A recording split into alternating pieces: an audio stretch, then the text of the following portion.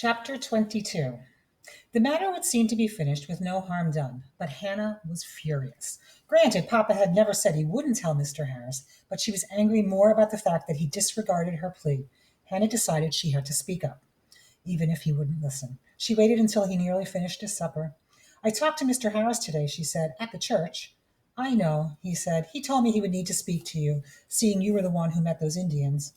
I asked you not to tell him. His forehead creased and reddened. You think you know better than I do. You are asking me to break the law.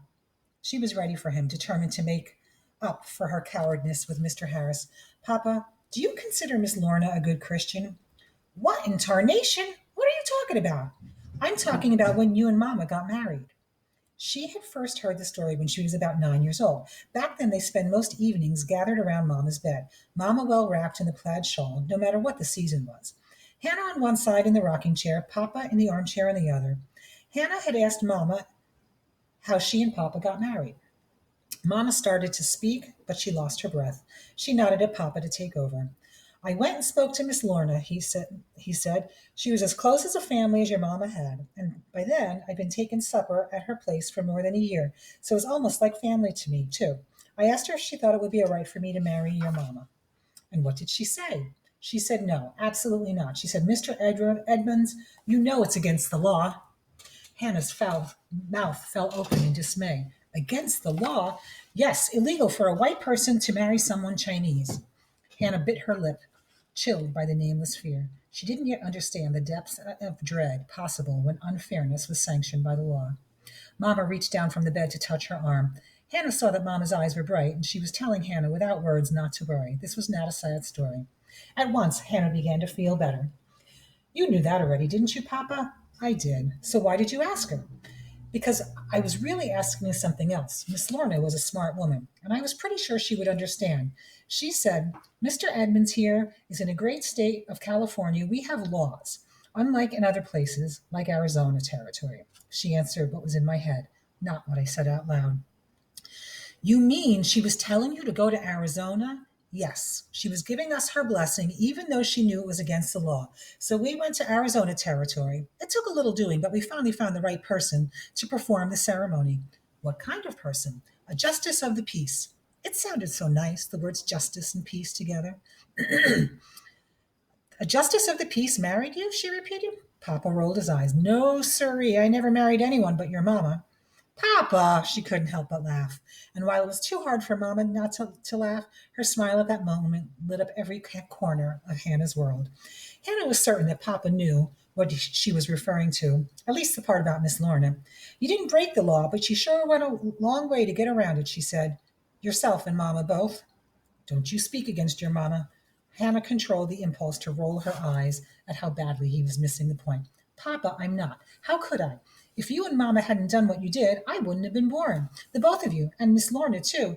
You knew the law was wrong, and you did what you had to do. That was different. How? The law should stay out of a man's personal business. As long as I wasn't forcing your Mamma to marry me, it oughtn't be anyone's business but hers and mine, and our families. Bringing up her parents' marriage hadn't swayed Papa as Hannah thought it would, and she couldn't think of another way to convince him. It's like you're saying that things are only unfair when they happen to you. And that succeeded in making him angry. I've had enough of your impudence, he snapped, and he pushed his chair from the table. Tell me this. What's Harris going to do? She lowered her gaze. He said that Witcha Penguin and her friends aren't a threat to LaForge, and he's not going to report them to Yankton. Sakes alive, Hannah, that's what you wanted, isn't it? So why in blazes are you pestering me about this? He stood and stumped from the room.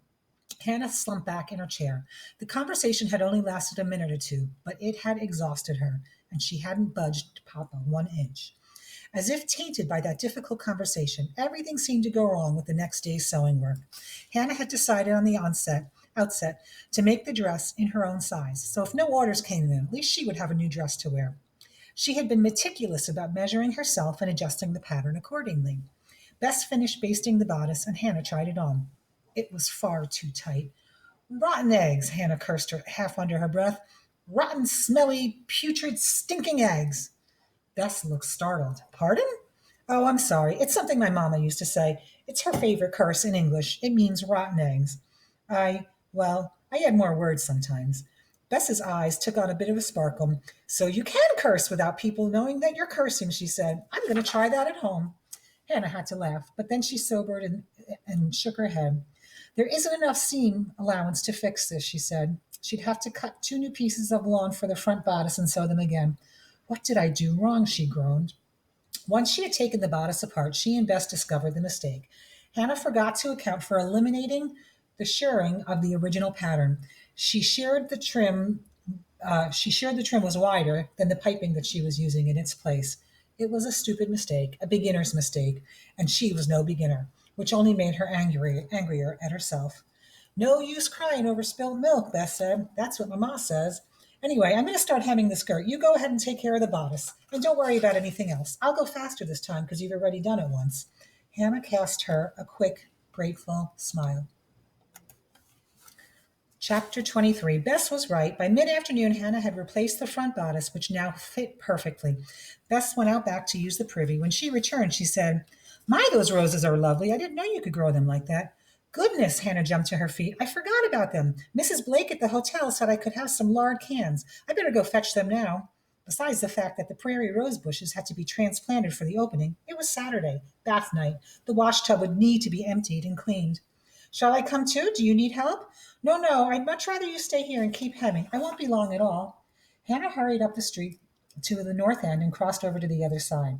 The hotel's owner, Mrs. Blake, directed her to the kitchen, where she collected the cans from Ellie, the hired girl. Ellie was a few years older than Hannah. Her family lived on a homestead several miles out of town. She boarded at the hotel and worked long hours cooking and cleaning for the hotel guests.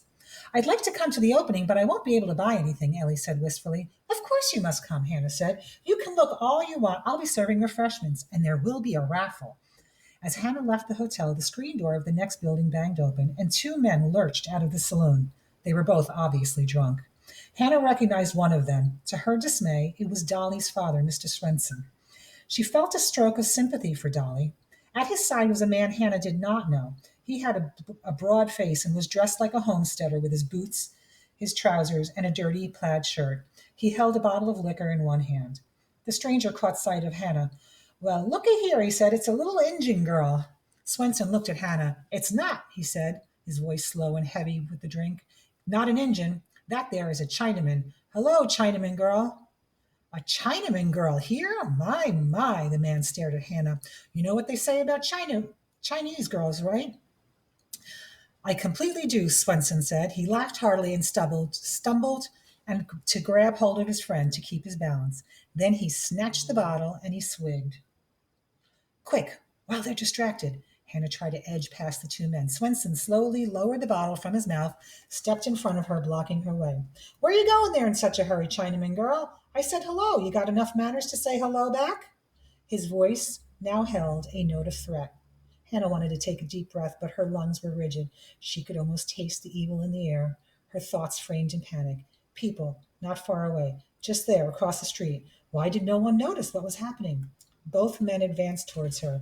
The wall of the saloon was at her back. Surely they wouldn't do her harm here on the street in full daylight, but if they dragged her into the alley behind, she saw their faces animated by her fear, as if they were feeding on it. Oh, look, you done scared her, Connor says. Nah, she's not scared of me. We've met before, Swenson replied. It's you she's scared of. Come here, girlie. Nobody's going to hurt you so long as you don't put up a fight. He placed a hand on her shoulder near her neck. She jerked as if his touch burned her. He pulled toward her, tightening his grip until she could feel his nails clawing into her skin. Everything went blurry. She stiffened her whole body, determined not to faint. When her vision cleared a second later, she found herself staring at Swenson's collar, which was so worn that its edges had frayed, and at the top the button was missing. Mama always said that a shirt missing a button is as bad as a clock without one of his hands. I can fix that, she said loudly. Both men blinked in astonishment, although neither could have possibly been more surprised than Hannah herself. You're missing a button, she went on hurriedly. If you give me your shirt, I'll take it to our shop and sew on a button. It won't take me but a minute. As Swenson looked down at his shirt, he felt his hand loosen. His expression was so confused that she might have laughed if she hadn't been desperate to get away. She spun on her heel and took off towards the hotel. Hey, Connor shouted. She heard a thump of boots on the board sidewalk behind her. Up ahead, she could see the door of the hotel. She was almost there, just a little further. The door opened, and Mrs. Blake stepped outside. Hannah had to veer so sharply to avoid running into her. Connors and Swenson, too drunk to react quickly, bumped into each other, and someone somehow ended up on the sidewalk. Mr. Swenson, Mrs. Blake thundered, I'll not warn you again. You stay away from my hotel, and you and your no good, drink sodden, feckless friends. This establishment is for nice people. I'll call the law on you, I will. A few folks came out of the hotel to witness the commotion, and another few on the street to stop and stare. Mrs. Blake turned to Hannah. She was a solidly built woman with that looked brown hair and very pale skin, especially when she was scowling.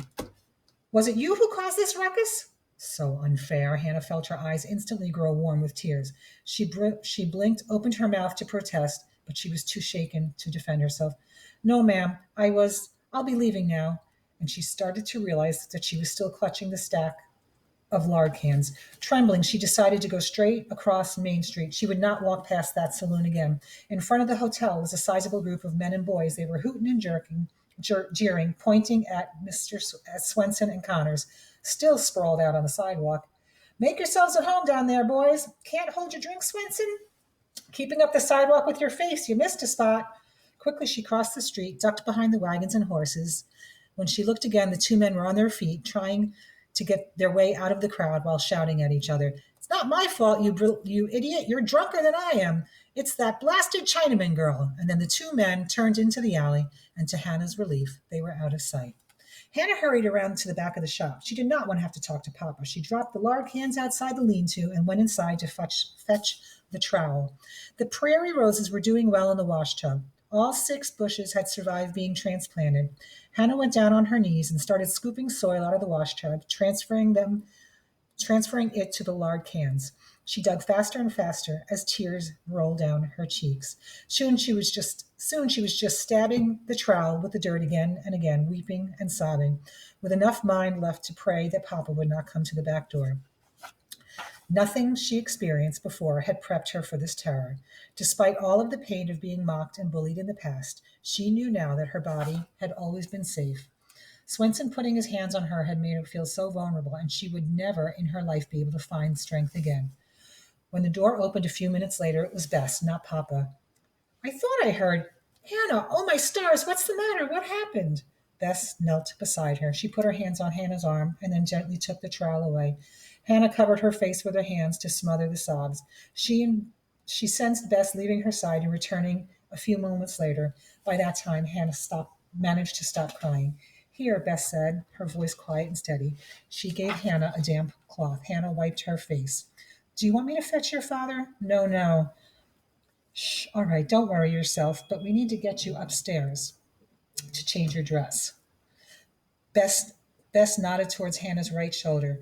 Hannah looked down to see her dress was torn along the seam. She stood slowly. Bess followed her through the kitchen up the stairs, and as Bess undid the buttons on the back of her dress, Hannah began weeping again. The last person to help her undress had been Mama during her illness when Hannah was about 7 years old. You're hurt, Bess said. Livid finger marks and an ugly scrape marked her skin on Hannah's shoulder. Bess stabbed at the scrape with a damp rag. Hannah shuddered and cringed at the memory of this. Who did this? Mr. Swenson.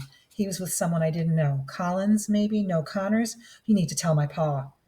No, Hannah said again. They'll say it was my fault. How could it have been your fault? You're the one who's hurt. And a girl against 2 grown men? Hannah interrupted her. A half Chinese girl against 2 white men. Everyone will side with them, not me. She thought of the court trials that had followed the terrible Los Angeles riots. The evidence against white men who had lynched as many as 20 Chinese people was overwhelming. Yet every one of the murderers had been released on appeal, not because they were innocent, but because all the white juries and judges would not punish white men for killing Chinese. My pa will believe you, Bess said. Hannah was so weary she didn't think her bones would hold up anymore.